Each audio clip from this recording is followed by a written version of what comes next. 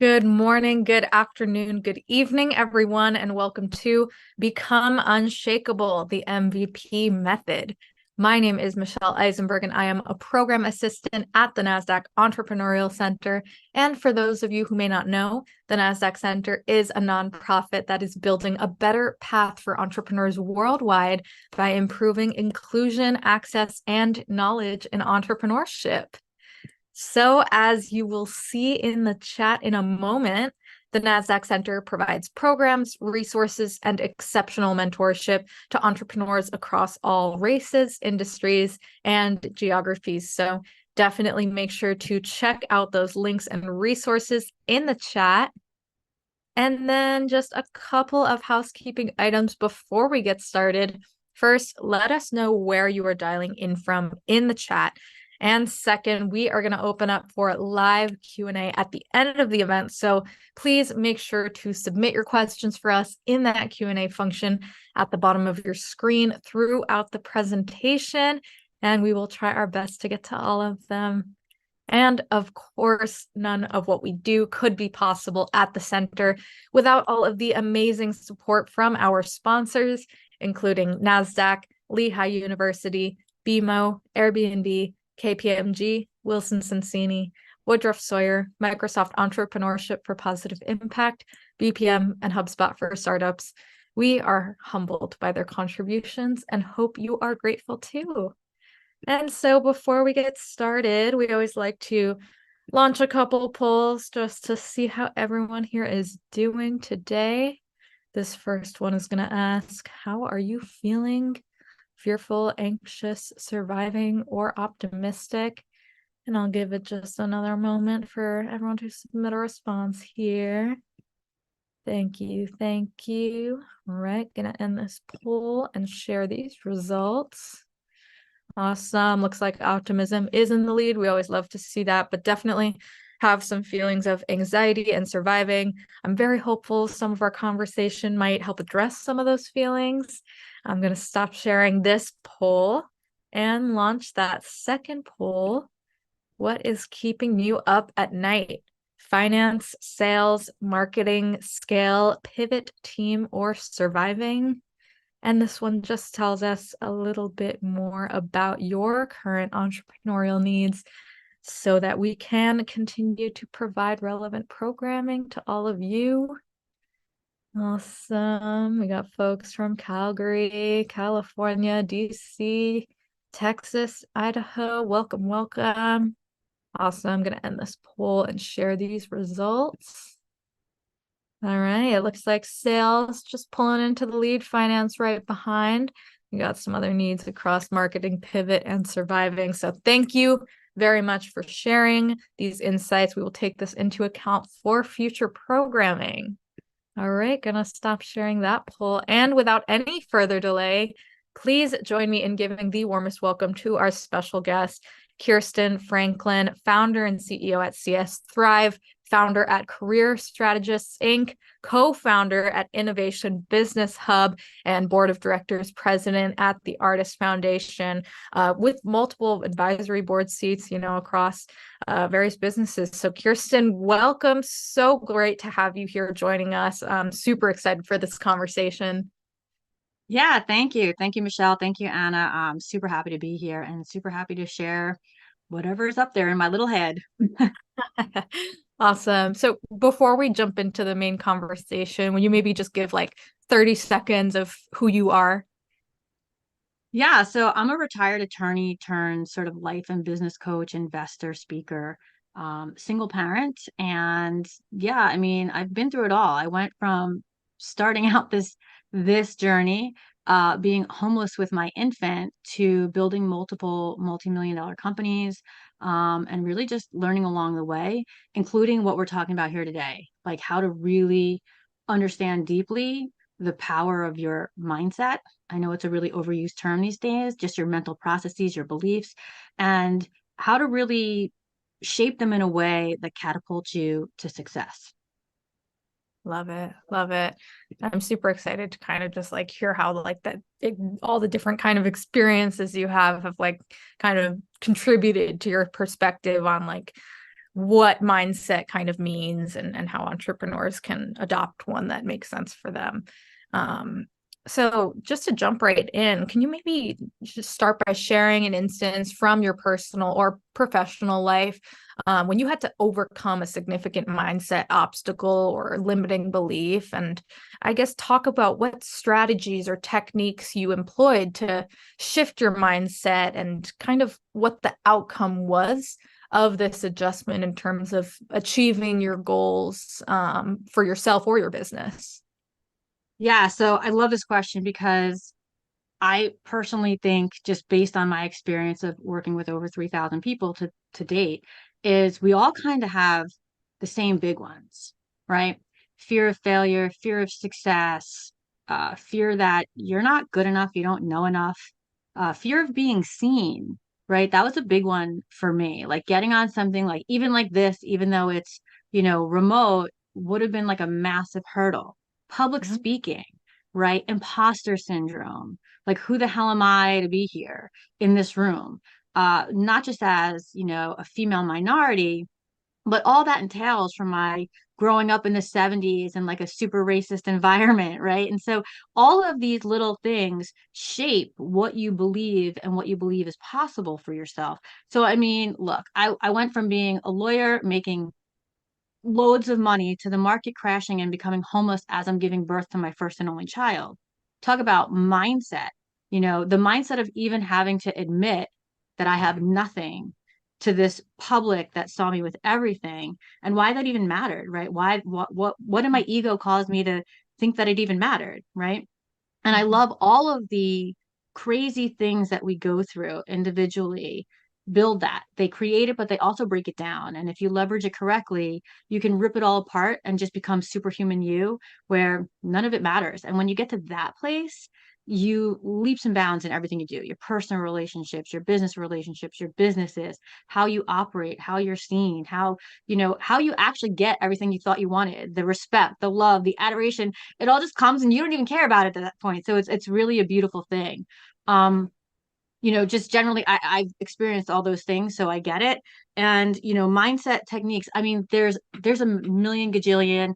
I think I see Earl Volansky on here. He's a former client as well. He was in one of my smaller group coachings, and we rip it apart through so many different methods. There's strategic intervention, there's neurolinguistic programming, there's positive psychology, there is hypnosis, there's brain entrainment. Hey, Earl. I saw you in there. And so there's just a million different ways. Now, me personally, what I've learned over time is I love a quick fix. Sorry, I just do.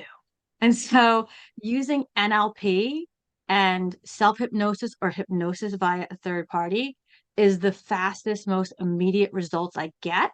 But I've also learned that depending on how deep something's going, I might have subsequent practices to weed through in order to really clear that obstacle, right? So we always hear layers of an onion. Yeah, that's it, Pookie. Layers of an onion. And I want everyone to get from this that it's actually a journey, that there is no end result. All the end results you think you're looking for are actually the really fun milestones along the way. And Yeah. not to be gross, but I kind of feel like you hit your ultimate end probably when you die and you go to that infinite place of love, joy, and all of this stuff because you're human on earth, right? And you still have to deal with this three-dimensional reality and all the things that you see from the news and from just the people around you. And so that's the practice. How do we focus on ourselves, care about ourselves, so that no matter what around us has less or no impact on us? And that's really kind of what it's all about for me. I love this concept of kind of, instead of thinking about milestones as the end of a journey, thinking about them as more just like celebrations that happen along your journey. And that's so important. That's such a wonderful perspective that entrepreneurs can kind of think about as they are facing these obstacles or just difficult times in general, to learn from those experiences and continue to grow. And so, this concept of a growth mindset is, very overused. Yeah. But in your opinion and maybe in your experience, um, what does growth mindset mean, and how have you found the most effective, like what strategies or practices have you found to be most effective when it comes to helping individuals develop a growth mindset, Yeah. and actively, you know, facilitate that within their organization among team members? Yeah, that's a super great question. And I think it's super key and important. So, one, let's understand what growth mindset is. So, Carol Dweck, I don't even know when, 70s, 80s, I don't know. She coined this term in looking upon individuals and noticing that there are some people with a quote fixed mindset that believe that you're sort of given sort of limitations, right? You can only be XY intelligent because maybe your parents were only XY intelligent and you'll never go beyond that. Growth mindset is really simple. It's like, nope, anything's possible. I just have to figure it out. That's really growth mindset. And it's super simple to develop it because that's all you have to start believing is actually, while it might be difficult, there's got to be a win here somewhere. Like there's a way. Where there's a will, there's a way. And it's important in teams because I see a team as like this sort of cohesive collective blob that moves forward together. And it's really important for you as a founder, for you as a leader, for you as leading the teams, especially your initial team, to develop this collective consciousness and let it grow and move forward together. And really simple ways to do that is again, looking at the whole, celebrating the team as a team win. While you might call out individuals like, hey, that was a great job on that marketing thing, or hey, that was a great job on XYZ, the team doesn't depend on it, meaning, oh, only Susan did it. If it hadn't been for Susan, it would have been a fail. Nah, let's not go there. Right. And then the way you can develop that within your team is to remind them that everything really is a learning experience. You have to create an environment where there is no fail, there is no judgment. Yeah, it didn't work out. What do we learn from it? Whether it's our level of communications, build in fail safes into our playbook and our systems. How could we have prevented, say, like Susie didn't trigger that thing for marketing and oops, it fell through the crack and it destroyed our opening day. Okay. Does it suck? Yes. What do we do about it? How do we fix? Because there's going to be a million Susies forgetting something because you're in startup land. You're doing 80 million gajillion things on a super low budget, stressing out, right? Most likely. And things are going to fall through the cracks. So it's really about learning, not coming from a place of blame. And as you work on your mindset and your vibration, you're automatically going to stop blaming others. It's just a natural progression where it's not about them. It's really about you. And I'll keep saying that because the truth is you are the common denominator in your world. You're it. You're the only thing that is consistently and forever present in all of your experiences. And if you experience something again and again and you're not happy with it, you have to look inward because it's on you. So I know that doesn't sound fun for a lot of people, but it is.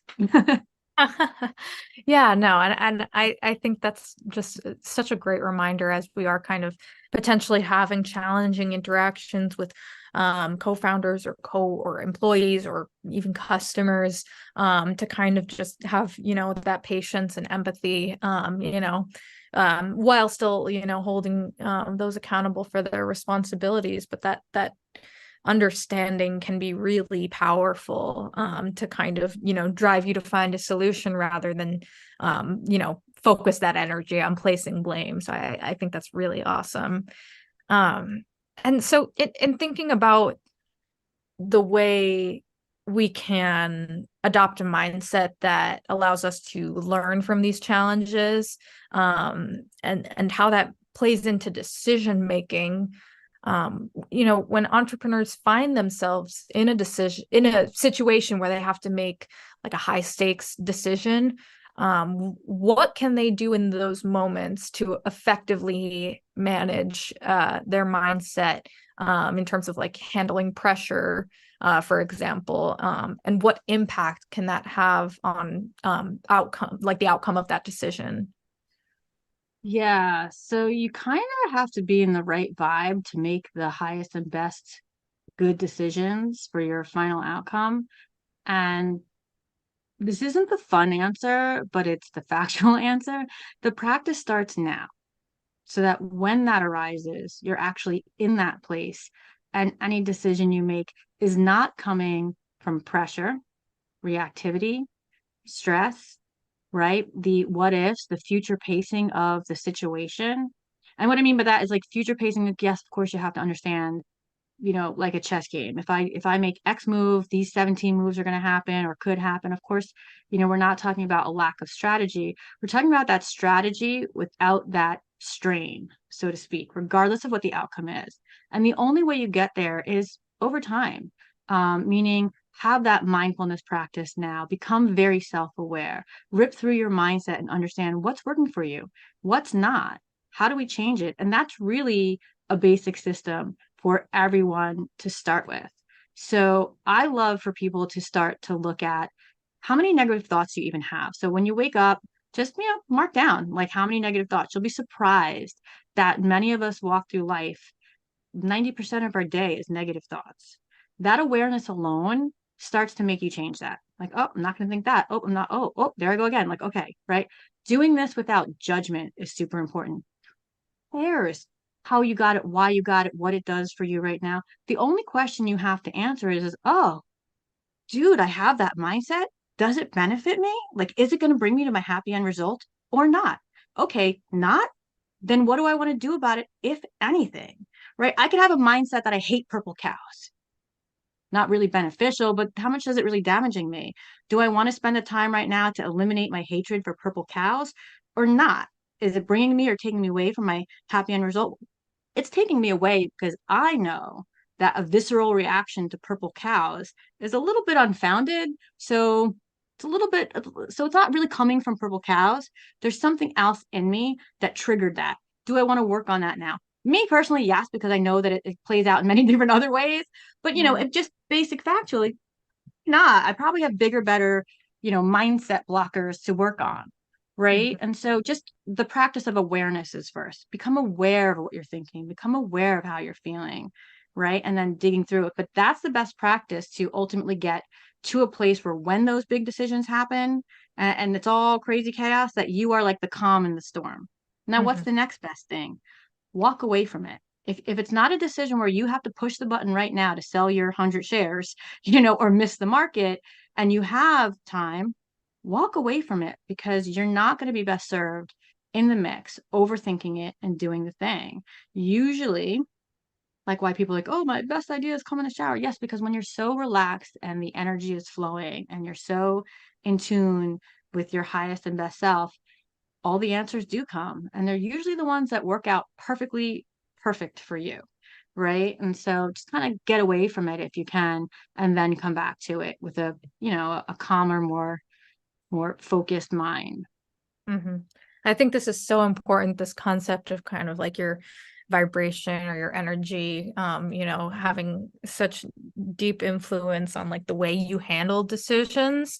And so could you maybe elaborate more on what your interpretation of like raising your vibration is in the context of personal and professional development, kind of how that differs from like the mindset that we just talked about, and how entrepreneurs can successfully elevate the collective energy or vibration within their team, and the benefits that this brings in terms of business outcomes.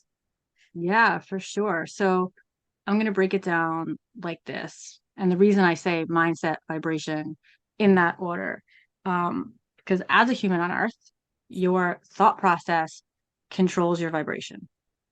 And so think about it like this. You have a thought, you have an emotion, that emotion creates your action creates your results. Okay, hopefully we can all agree there, right? So like take the example, okay, here's a very New York example. I'm walking through Central Park, the cyclist is coming, not paying attention to the red light that they have. I'm walking across. So he's about to hit me or she's about to hit me. What do I think? Oh no, I'm going to get hit by a cyclist, right? That is the thought. Then the thought is get out of the way. So that emotion, right, is oh my God, about to get hit, right? And what do? I take the action of leaping out of the way, hopefully, right? And so that's really, really basic. And everything is a vibration. So if we look to science, obviously all things are energy. Energy has a vibration. And we know that there's a scale of vibration from low to high. And our goal is to raise our vibration into a level of love, into a level of joy. And there are very specific ways to do that. Now, how it affects the whole, again, I'm going to say focus on yourself. You cannot control anyone else's vibration. However, and we've all had this experience, ever walk into a room and like it's so light, like you don't even know what's going on, you haven't even joined the conversation yet, but you just feel good? That's Yeah. vibration. And that's because they're high and they're happy and they're having a good time. And now you entered it. The opposite is true. We've walked into a room and we're like, oh, bro, we don't want to be here. Oh, Lord, Yep. it leave. I don't know what's going on, but it does not feel good. Low vibration, right? And so it's very real and it's very easy to control yours.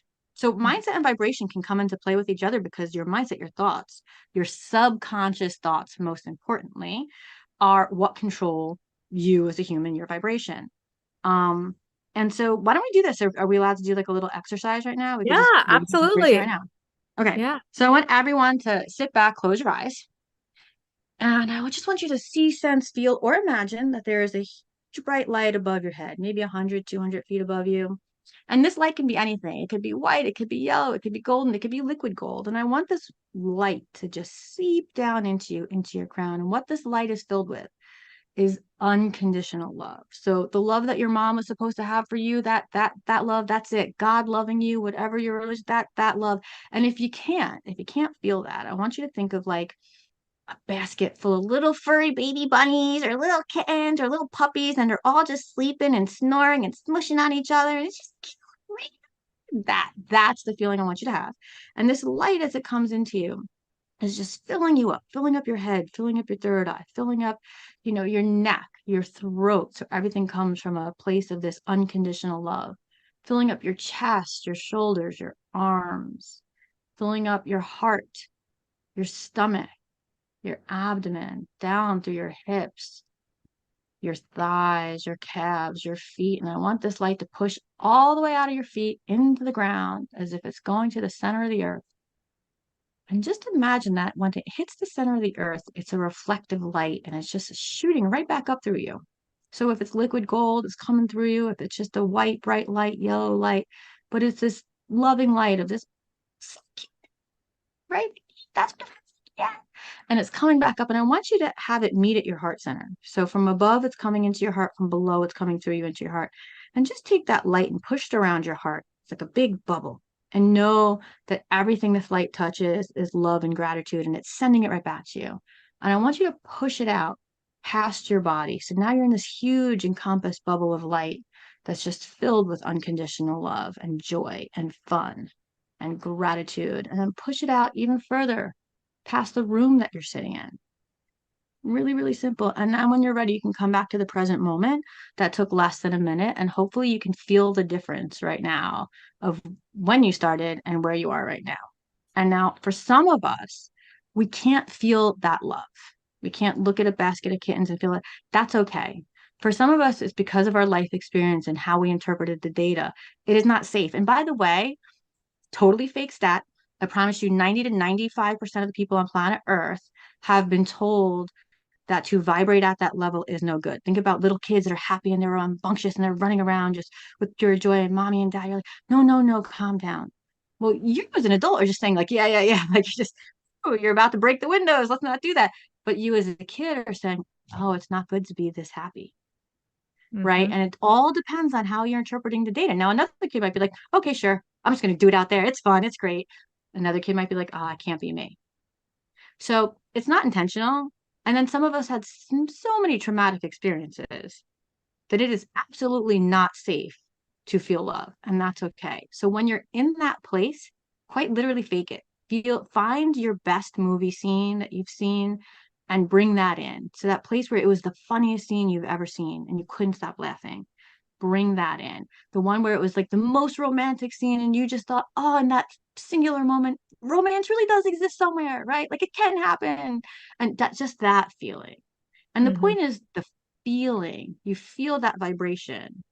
We can Mm-hmm. anchor that. We could do other stuff, but that's how you can bring it in. That's one way. Obviously, meditation, clearing it and bringing it in is another way. So many different possibilities. So fun. I love it. I love it. And honestly, that exercise made me feel so much more relaxed. As I was kind of like thinking about the imagery, and it's really powerful what kind of like taking a moment to slow down and just, focus on that vibration, the impact that that can really have on you in an instant. So Yeah. thank you. That was really, really powerful. Um, so we've talked about goals a little bit, and when we were talking about mindset. And so in the context of, your vibration, we know it's important to kind of align that energy with your goals and values.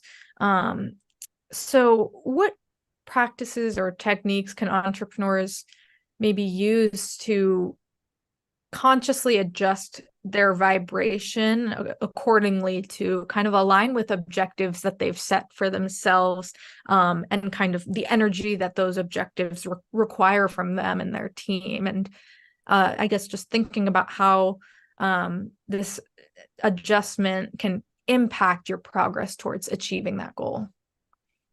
Yeah. So kind of a complex and yet simple question. Yeah. Uh, Meaning there's so many different possibilities. So one of the things I want to address, and I'm sure a lot of people have heard of this, is the law of attraction. Mm. Maybe you've seen The Secret. I've actually worked with Dr. Joe Vitale, Oh. Mary Morrissey, Dr. John Assaraf, a bunch of them personally. And the one thing I want everyone to get about this, I personally call it the law of vibration, because like I said, it's resonance, right? You vibrate at a certain place, and then other people might vibrate around you, and you're only going to see what you're vibrating at. It's the reticular activating system of your brain. And I play this game with a lot of my clients where I'm like, oh, think of a car you want to see that you don't see, right? And just focus and believe that you're going to see that car. And eventually within the next 72 hours, you're going to see that car.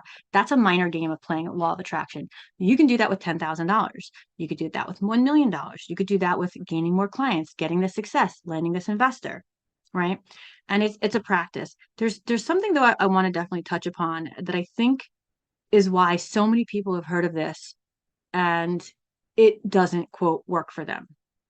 And Mhm. that is, there's a few things here, but one, they're doing it by force, meaning they have to get the thing and it has to be done at this time in this way. And what you're doing is you're eliminating the possibilities. If you just say, hey, I want $1 million tomorrow, and you deeply believe this and you have no countercurrents to it, right? Even I have a countercurrent to that. Like I would never get $1 million in one day because I actually have a countercurrent to that because my mindset, my belief is like, it's impossible unless I'm playing the lottery and I didn't play the lottery, right? That's where my mindset is. It's not a true mindset because I do this all the time with $10 and $50,000. Just did the other day with my business partner. I'm like, let's get $10,000, right? Boom, done. Right. So, but because of my mindset, $1 million is possible, but does that make any sense? Well, because somewhere in my brain, I've told myself that's a lot of money. Can't just make that in 24 hours, right? I don't know, right? But one of my stocks could hit. It's actually possible, right? But see how I'm thinking it? I'm thinking about what's in my repertoire of possibilities and how would it happen? I'm already blocking it by doing that. So we Yeah. all have counter energies, whether we realize it or not. So I want you to think of one of the least successful areas in your life, relationships, health, wealth, whatever it is, doesn't matter. Just think of one of them and dig through it for a second because you have a lot of counter intentions. And that's fact because if you didn't, you'd have everything you want right now, right now. And so just understanding that. So I don't want people, when I say something like law of attraction or law of vibration, to be like, oh, that thing I tried and tried and tried and didn't work because it probably wasn't explained to the fullest. Right. And so when we're like, oh my God, I'm going to have this successful startup, I'm going to build this SaaS company, I'm going to get this investor, I'm going to do this thing. Now, think about what you're saying to yourself. Well, I'm going to get this investor, like Harlem Capital is going to invest in me. Well, wait, what if it was Sunshine Fund that was going to invest in you? But because of your energy, you've blown it apart. You said, oh, if it's not that, then I don't want it.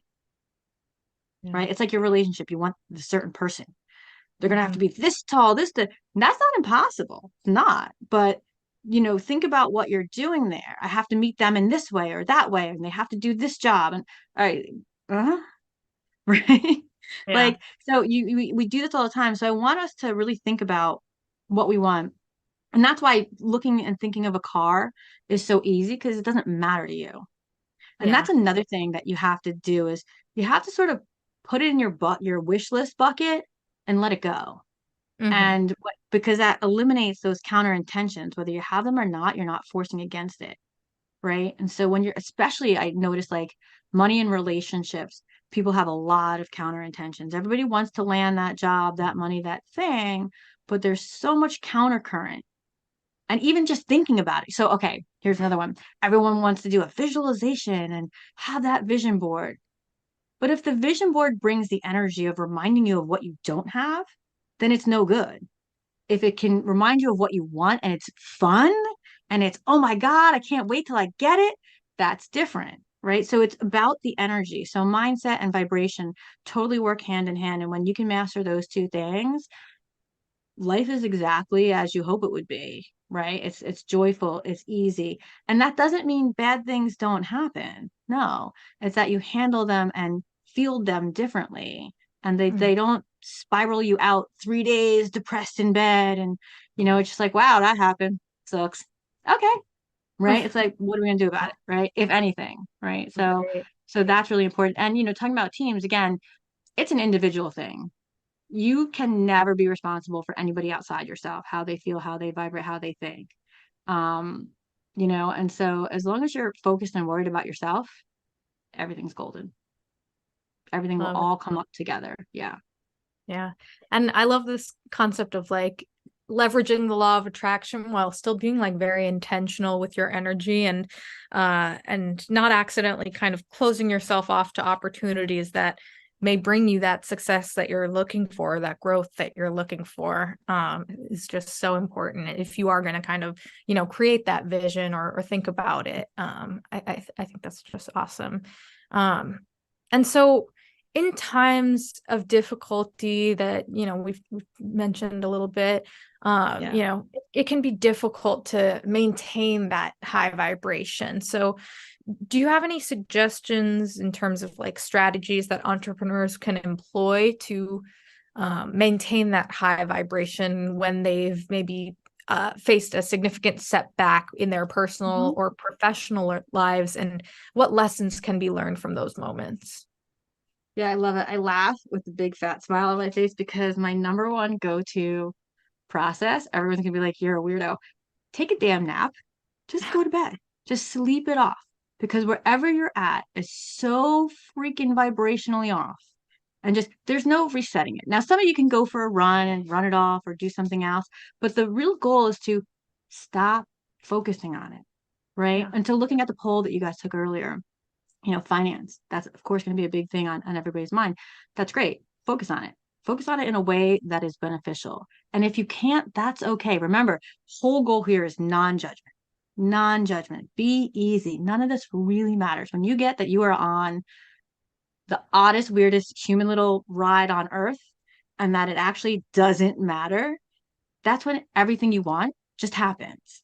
It just, Yeah. you let go and it just happens for you. And so the very first thing is to let go, but you can't let go. So what do? I take a nap and I'm very intentional.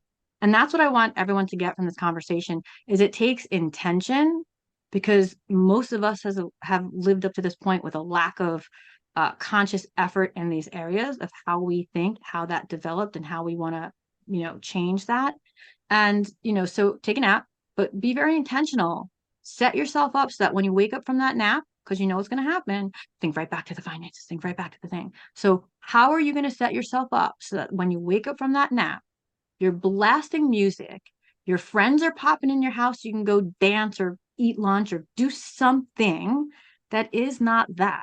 When you divert your focus from the negative, whatever that is, everything comes so much easier. It just, because it's your vibration, right? Mhm. And again, your thoughts control your vibration, and that's how we have to play the game. And once you get it, it's super fun. And that's, I want you guys to all do the car thing. One of my clients is hilarious. She really tried for this one. Okay. She demanded to the universe that she was going to see a Saturn. I don't know if you guys know what this thing is. It was like discontinued in 2008. Okay. Like they don't Oh even yeah, make the it. car. Yeah. Yeah, right. Like this thing. And she's like, so of course your energy is like, oh, I have to see the Saturn or this doesn't work for me. So what is that? That's a counter current. Normally when you do the car game, you'll see it in 24, 48, 72 hours, depending on where you're at. So it took her, I think, 4 to 5 days, but she did see the Saturn. She finally saw it parked out in the garage of her fitness center, like the parking lot.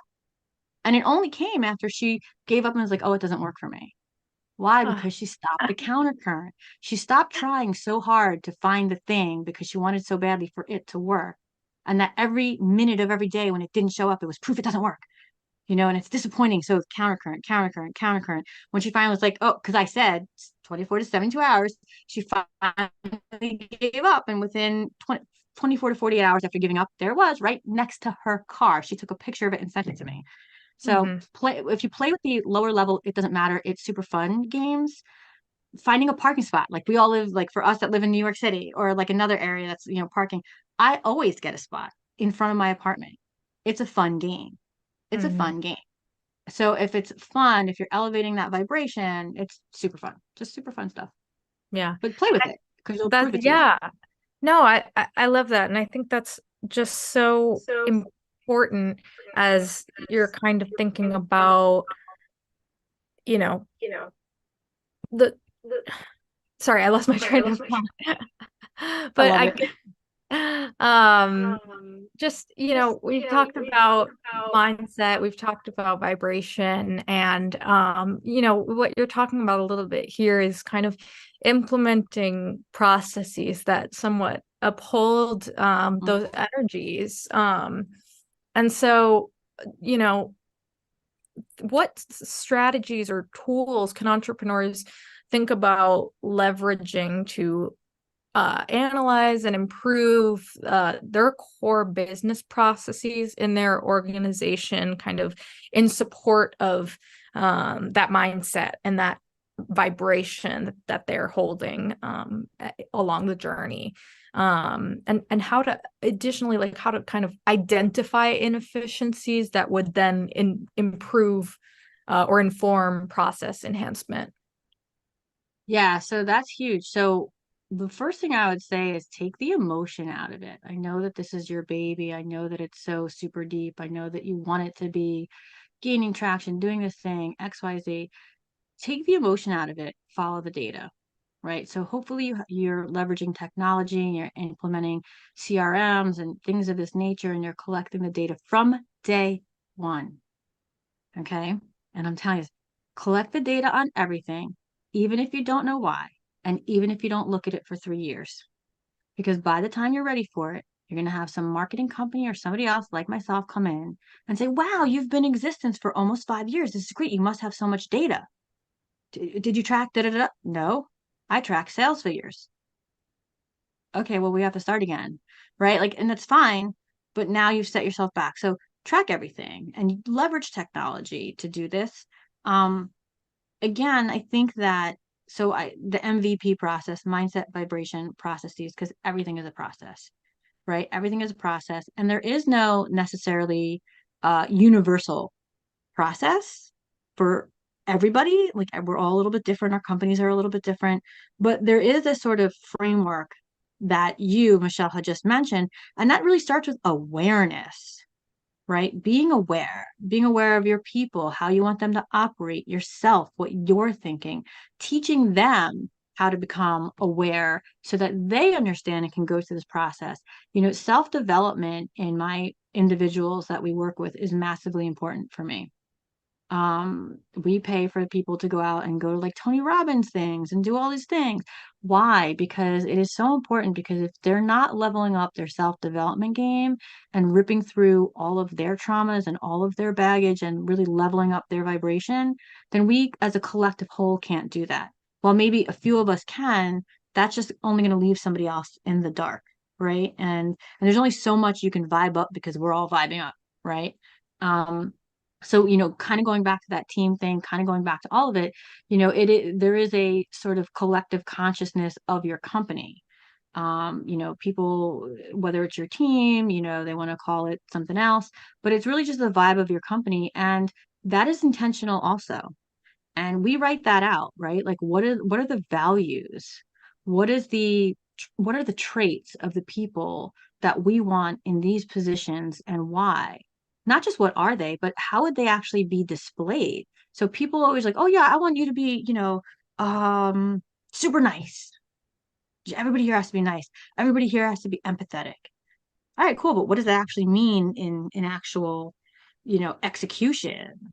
Yeah. Right. And so give the examples. And when you give those examples, people can relate to it and really understand, oh yeah, that's me, that's not me. And that's okay, right? Like that's okay if it's not you. Hire slowly, fire quickly. I know this is said a lot, but it is really important. And it's important to get rid of the people that don't work right now. And here's something I see a lot in small business owners and startup founders. You're empathetic and compassionate, and you hire people and you want them to do their best good, and they just don't, right? It's not sufficient for you right now in your business to gain traction and be successful. Doesn't make them a bad person, doesn't make you a bad person. You have to let them go. Yes, there are coaching moments all the time, but if your whole job is to coach this person because they're completely incapacitated and can't do something, that's not beneficial to your company. And I want you to look at it like this. If your company can't get off the ground and make the kind of money you want it to make, then you can't help the people you want to help. And by doing this one disservice to yourself, it's actually doing a disservice to hundreds of people in the future. So if you can step back and look at it differently, it might help you to fire those people sooner. And you're benefiting that person because obviously it's not the role that's meant for them if they're not executing, right? And that's okay. There's doesn't make Mhm. them dumb, doesn't make you stupid for hiring them. It doesn't stop the judgment. It just is what it is. What are you going to do about it? That's all. So I don't Yeah. know if that answered your question, but Yeah, no, and I'm sensing a kind of a theme here with what you just said, and also kind of with the last point that I lost my train of thought on. But just this theme of kind of like slowing down and investing in understanding, or in gaining that awareness and understanding like how what will work in practice for you and your team to kind of uh build and adopt that mindset and yeah, build up that vibration, and not setting unrealistic expectations for yourself, or just giving up too yeah, early because something hasn't gone according to the timeline that you've established in your head. And I think that's just such a critical point for entrepreneurs to, we talked about this earlier, like, it's all a journey. Like these goals that we have for ourselves, when we achieve them, they aren't the end, they're just celebration moments along that journey. And so it really is important to slow down and invest that time in improving, the way that your team thinks and moves. And I think that's just really, really an awesome point. yeah. That's something you'll hear me say all the time is slow down to speed up. Everybody's so speedy, and I'm guilty of it all the time. And I have to consciously tell myself to stop because it is the almost microscopic, consistent things that you do that you track that over time allow you to get that exponential result. And it is all the messy, for me, boring, uninteresting stuff. So it's, I have to sit through the boring of marketing and seeing, does this color blue button work for 3 months? Or does this color orange button work? You're like, yeah, not fun. And why does it take 6 months to figure out a button color?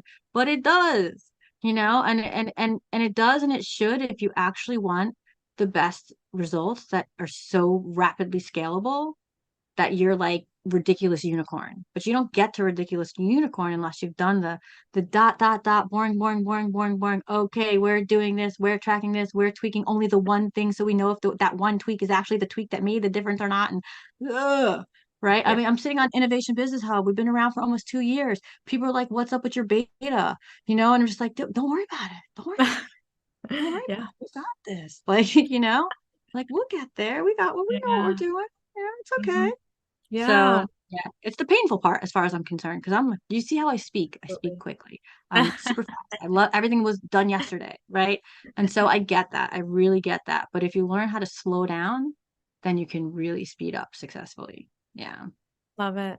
Awesome. And so then, just thinking about communication in particular, and, that's so key to any effective process you would potentially want to implement with you and your team in your organization.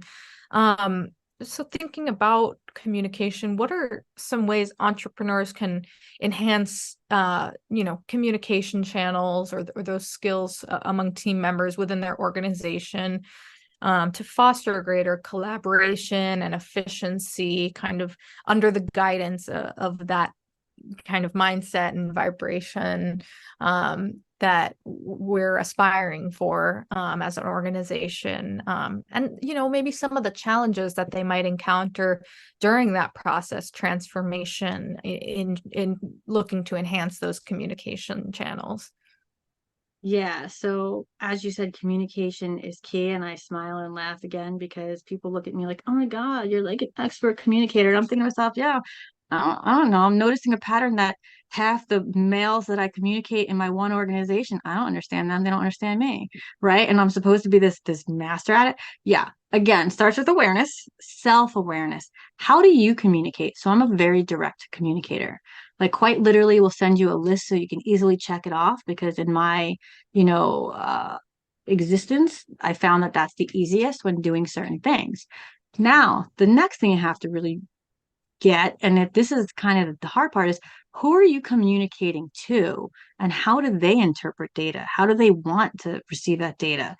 That's where the difficult part is. You can communicate with yourself all day and understand yourself, right? And all Yeah. of the people that are like you, super easy, yay, right? But that's just not how the world works. So we have to understand like how someone else is interpreting the data, how are they explaining it? And again, that takes time, right? So I've noticed that I have to be really conscious and notice the patterns of how I'm interpreting what they're saying and then what the end result is, and then questioning them. Like, hey, why did I think it was this? Like, can you help me like learn this? Right. Like, because I don't, you said XYZ, but now it seems like it's YXZ. Like, I don't like what happened. Like, why does my brain do that? What are you saying? How am I figuring out? Why did you say it that way?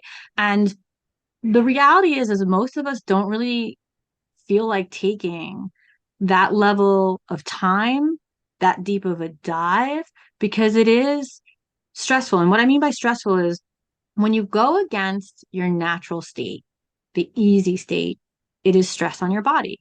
So what does that mean? It takes a lot of freaking energy, right? And so then now you're tired because you spent so much time trying to figure out communication. Dude, this is the hardest part. And even when you confirm back. So one of my tricks and tips to really level up your communication game and in an effort to not insult anybody is actually kind of think of everybody like they're 5 or 7 years old. How would you have to best explain this to a 5 or 7 year old? And then how would you have them state it back to you? So I don't know if anybody here with young kids, you probably or hopefully you can do this. Actually, it works with children awesomely. When you're really trying to explain something to them or get them to get some concept or do something, you can explain it to them like you would because they're 5 or 7, and then ask them what they got from that. Like, what do they think they're supposed to do? Right? And have them repeat it back. And we can do this in our teams too. All right, guys, we went through this whole hour meeting. What did you guys get from that? What do you think your next action is and why? Like, what's the happy end result that we're looking for, and how are you guys going to get there? Yeah, Mhm. and but it is difficult. I mean, again, it's the journey. There's never a final destination. The final destination is when you're 6 feet under, like because that's when it all ends. So, like it's a constant desire to work on yourself so that you can have better communication and understanding, others and how are they communicating to really level that up. But again, leveraging technology is actually a good one. Whether you're, marking checklists off in Trello, Asana, Slack, whatever you have to do, whatever works best for your team, and each team could be different, Yeah. or training them into it, right? So, yeah. Yeah, no, I think that's important. And it just goes back to like kind of having that awareness of what individuals in your team and your team as a whole kind of requires to, work on achieving those goals. Yeah. While, I mean, the cheat sheet to that is hire the people that are like you so that the initial communication is easy. But remember, hiring the people like you also means that they're bad at the same things you're bad at, which you need to fill in these holes. So it's actually better to have a more diverse team, but it does take energy. yeah, absolutely. And so throughout this conversation, we've a little bit talked about kind of integrating, practically like the mindset, the vibration, and the processes. And so in practice, just on a day-to-day basis, what can entrepreneurs do to kind of harmonize these elements to achieve the success that they're looking for? And maybe some of the challenges that they might face, when, maybe mindset and vibration are really, strong and processes are struggling a little bit. Just as an example, like what are some of the challenges they might face and how can they overcome them to achieve those goals they've set for themselves? Yeah, you're gonna face challenges because it's your nature, it's part of how your brain operates to resist the change. And that's what you're doing is you're changing your brain. So you think of these railroad tracks that you've laid down deep and heavy since inception, right? Like whether or not how you tie your shoe, how you get out of bed, all of these things. But now think of that on a greater scale and how that affects how you hire, how you communicate, your business outcomes, what's possible for you. So you're changing all that. So the bottom line is of course, you're going to have some level of resistance, which is why I like NLP and hypnosis, because you can get over that initial big resistance. And now you're just kind of microscopically cleaning up the rest of it on the back end, right? Um, but you are going to have that. And again, it's about gentleness. It's about, hey, if you got it 2 times this week, that's great. I wonder what we could do to make it 3 times, right? Like whatever the practice is that you're implementing. And again, awareness is the first practice. Whether you're marking down how negative you are all day, every day for the next 3 to 5 days and really digging in to see, well, what were you thinking? Why were you thinking that? Are you always negative about your relationship or always negative about your job? Or where is the negativity coming in? And what are the thoughts? And then there's a gajillion different practices, but I think the fastest, easiest one to just break through that, since I'm telling you about, thinking about how negative you are in the day, is to write what you are negative about and then write the opposite to that. And you Yeah. have to write it. You have to be pre-prepared because when it comes up, you just look at the positive statement. Ah, I just got, I have to get new tires. That was my negative thought. Well, what could be the next positive thought when something surprising that sort of messes up and puts a monkey wrench in your day? Well, I'm really glad I have the money to just go buy tires. Well, it might take some time away from me, but luckily I access everything from my phone. I'll just sit in a tire shop, drink some coffee, and still go on my business. Think of it like think of what the positive side to everything is, and always look for the positive. If you're always looking for the silver lining in everything, it helps to automatically start to reframe that vibration within you. And it lessens the depth or the strength of that neural pathway, if that makes sense. Yeah. Um, yeah. Yeah, no, I think that's really, really awesome. And it's just something that entrepreneurs can kind of carry with them on a daily basis as they're kind of, struggling with, you know, whichever element they may be, having issues with. But so I guess thinking about everything we've talked about, awareness, intentionality, with mindset, vibration, and processes. Um, if you had one piece of wisdom or knowledge or just something you carry with you that you wanted to kind of leave with the audience as, your parting wisdom, what would that be? All right, since we're all talking about founders here, I want you to create your tagline for you, right? That 1, 2 line elevator pitch. So I want you to think of yourself as your magical unicorn founder, CEO, or whatever it is that you're aiming to be. And I want you to really think about who that person is. I want you to think about how do they dress? How do they act? How do they feel? What do they believe? Right? Forget about what it took to get there. Just don't. Just you're at the happy end result. Who are you at this happy end result? What is your state of being? And I want you to write the tagline that you can take with you because you're going to start saying that all the time now. And if you look at some of the best out there, they do this, right? So just like, you know, I'm an unequitable founder that can find the answers and solutions to any problem, right? Or what's I forget the author's name. She says everything is figure outable, right? Mm, What is your tagline of your state of being, of your ultimate self? And so that every time you're faced with some BS of the day, like, right? Like we had this right even before we got on this thing, right? Like someone gave out the passcode and we were like, oh no, like, oh my God, like what do we do? Oh, we'll just change the passcode, right? Like, it happens all the time. So Yeah. you get to bring in the power of that statement of your ultimate self all the time. Every time something comes up, oh, I'm an ineffable, this person, or I'm a master problem solver. Everything is figure outable, right? You just keep saying it to yourself and keep saying it to yourself, and that's what's true for you. So that's what I would leave you with for success for today.